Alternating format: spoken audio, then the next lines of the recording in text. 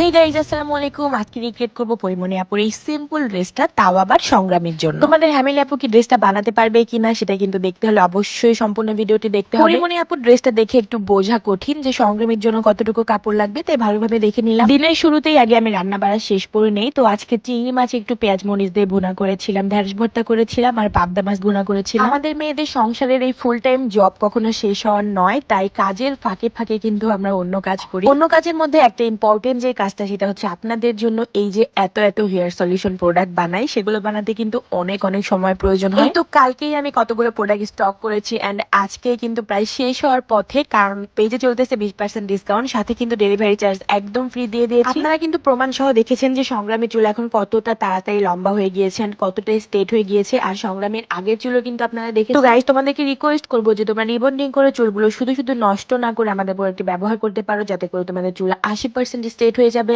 And তোমরা কিন্তু নিজেরাই ফলাফল পাবে। তো গাইস, আর দেরি না করে আজকেই কিন্তু নিয়ে নাও আমাদের প্রোডাক্টটি, কারণ স্টক আউট হয়ে যাবে খুব তাড়াতাড়ি। আর প্রোডাক্টের উপর যেহেতু 20% ডিসকাউন্ট চলছে, সেহেতু কিন্তু পেজে হাজার হাজার মেসেজ, এত এত মেসেজের ভিড়ে তোমরাও খুঁজে নাও তোমাদের প্রিয় প্রোডাক্টটি। প্রোডাক্টের পেজ কিন্তু আমি ক্যাপশনে দিয়ে দিব, সাথে কিন্তু আমি কমেন্টে হোয়াটসঅ্যাপ নাম্বারও দিয়ে দিচ্ছি। প্রথমেই আমরা খুঁজতে খুঁজতে এই কাপড়টা পাই, বাট পরিমণি আপুর কাপড়ের সাথে এই কাপড়ের কালারটা একদমই যাচ্ছিল না, তাই আমরা চলে যাই আবার অন্য দোকানে। অন্য দোকানে যাওয়ার পরেও কিন্তু আমরা কাপড়ের কালারের সাথে ম্যাচ করাতে পারতেছিলাম না, একদমই লাইট ডিপ হচ্ছিল। তারপরে আমরা আরো কয়েকটা দোকান ঘুরি এন্ড কালারের সাথে কোনোভাবে ম্যাচ করাতে পারতেছিলাম না। লাস্ট মাস্ট ফাইনালি এই দোকানে এসে কিন্তু আমরা কালারের সাথে ম্যাচ করাতে পারি এন্ড আমি কিন্তু সবসময় এই দোকান থেকে জর্জেট, তারপর শামু সিল্কের কাপড়গুলো নিয়ে থাকি। পরিমণি আপুর ড্রেসের সাথে হুবহু কিন্তু এই ড্রেসের এই কাপড়ের কালারটা ম্যাচ হয়ে যায় এন্ড আমি কিন্তু সংগ্রামের জন্য 2.5 গজ কাপড় নিয়ে নেই। তারপরে আবার আপনারা দেখতে পাবেন যে পরিমণি আপুর ড্রেসে কিন্তু গলার সাইডে মানে নেকে যে কাজ করা ছিল, সেখানে গোল্ডেন একটা কাপড় দিয়ে কাজ করা ছিল। তো আমি ওই কাপড়টাও কিন্তু শামু সিল্কেরই নিয়ে নেই। তো আমি গ্রিন কালার কাপড়টা নিয়েছিলাম 2.5 গজ,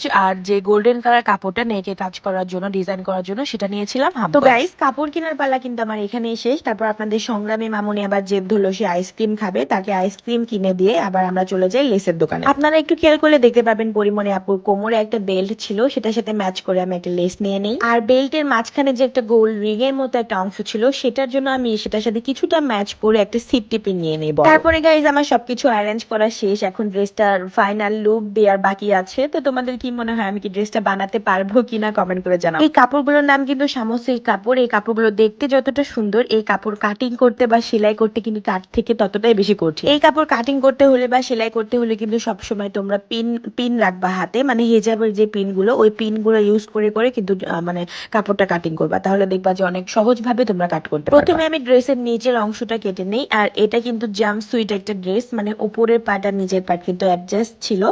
সো হচ্ছে আমি পায়জামার মতো করে কিন্তু কেটে নেই অ্যান্ড ওপরে বডিটা তারপরে কাটি।